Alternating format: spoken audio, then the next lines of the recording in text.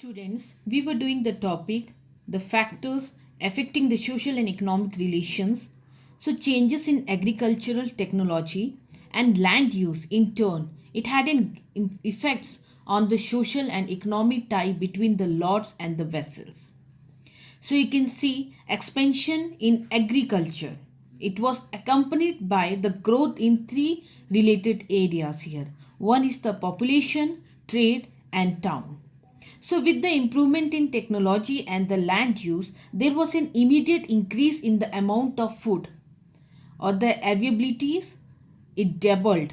The greater use of plant like peas and beans meant more vegetable proteins in the diet of the average European. So better food meant a longer lifespan. So you can see by the 13th century, if we talk about an average European population could expect to live 10 years longer than in the 18th century. So you can see from roughly 42 millions in 1000, Europe population stood at 62 millions and later 73 millions in 1300 Common Era. As far the women and girls are concerned, they have shorter lifespan compared to the men because the men they ate better food. As from the 11th century, an agriculture increased and it became able to sustain higher level of this population. Town begins to grow again.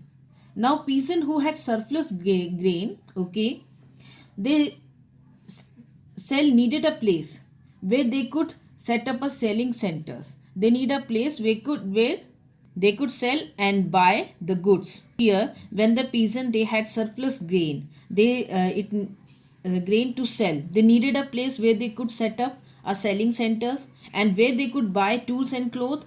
So this led to the growth of the periodic fair or the small marketing centers which gradually developed towns.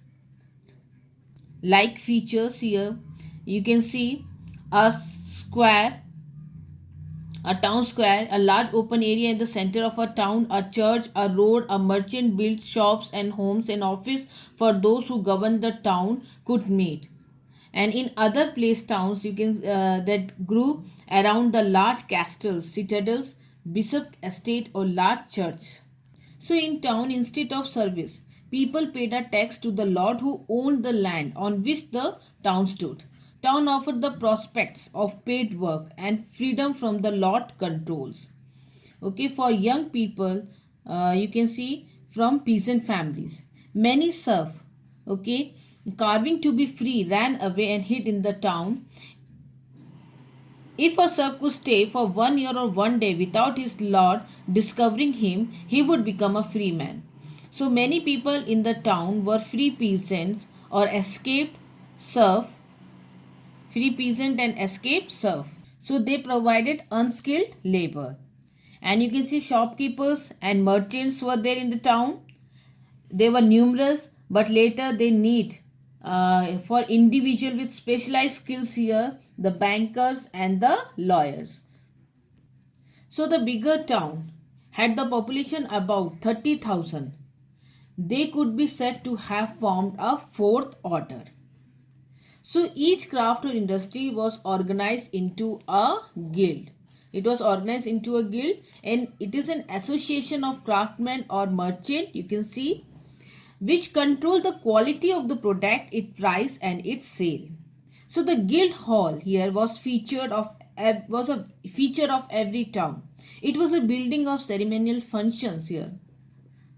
Ceremonial functions and where the head of all the guild they met formally in this place, in this building.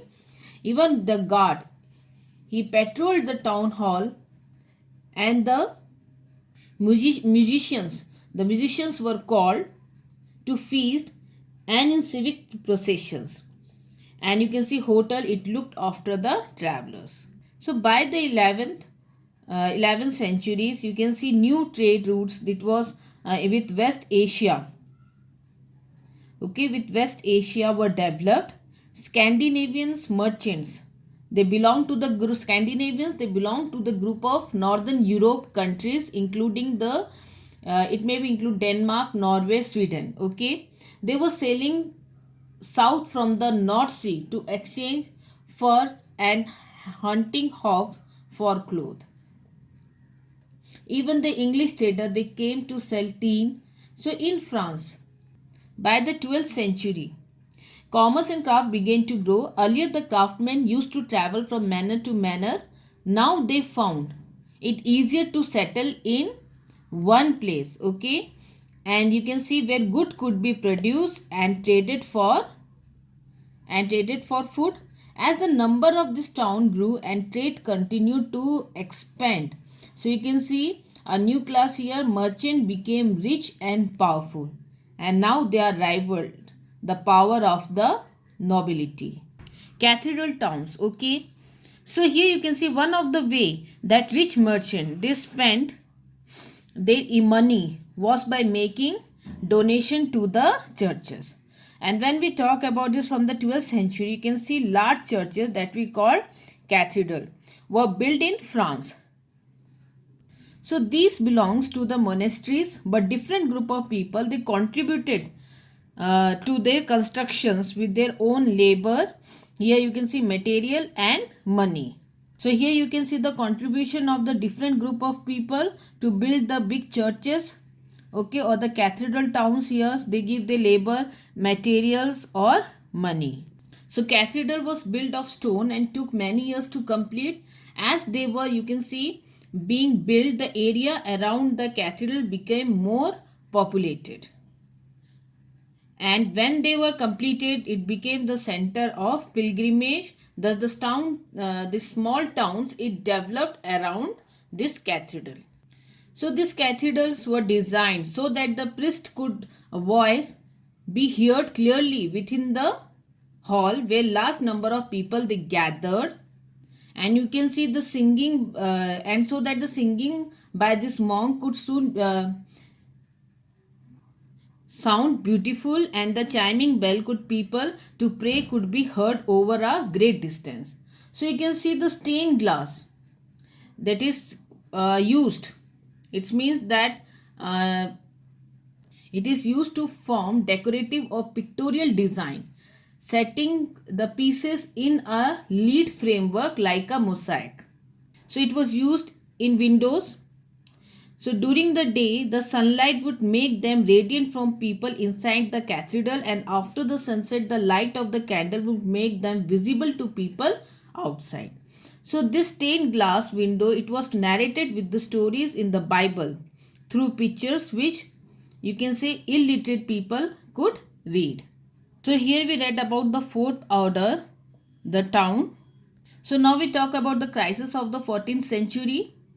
So you can see that by the early 14th century, the European economy, okay, expansion slowed down, and this was due to following factors. So you can see here the factors that are responsible for the economic slowdown: changes in the climatical conditions, you can see intensive plowing, shortage of metal money, and bubonic plague infections.